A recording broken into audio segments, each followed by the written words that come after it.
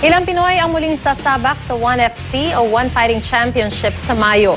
Puspusan ang kanilang paghahanda para sa nasabing kompetisyon. Kabilang na ang isa sa pinakamagaling na mixed martial arts fighter ng bansa na si Edward the Landslide Folayang.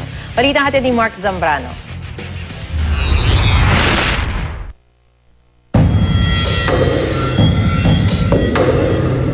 Matapos ang dalawang sunod na talo, nanalo na ulit nitong Disyembre ang isa sa pinakamagaling na MMA fighter sa bansa, si Edward the Landslide Folayang.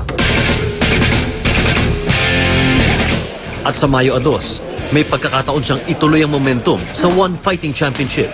Makakalaban niya rito ang former ONE FC lightweight champion na si Kotetsu Boku. Kaya sa open workout nitong Miyerkules, kitang-kita sa bawat sipa ng dating SEA Games gold medalist ang kanyang matinding preparasyon. Physically, mas malakas ako sa takedown and mas malakas ang sipa ko sa kanya.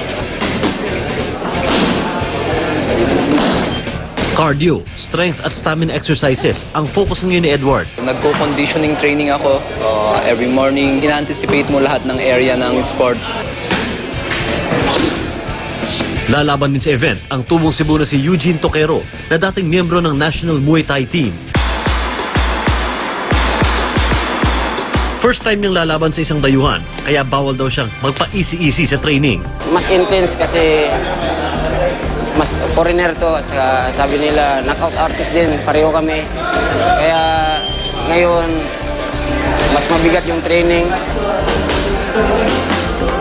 Kampante naman ang nag-iisang babaeng pambato natin. Nasapat na ang kanyang 8 taong boxing experience para manalo siya sa kanyang unang MMA fight. Dapat mental eh. Dapat kahit bumigay yung katawan mo, pag kaya pa ng isip mo, dapat susunod yung katawan mo basta malakas lang yung isip mo. Ito na ang ikalimang beses na gagawin ng ONE FC event sa bansa kung saan patuloy ang pagsikat ng MMA.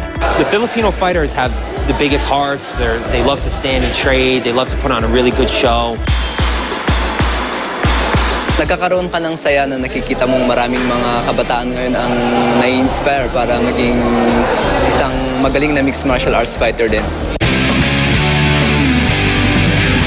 Mark Zambrano, GMA News.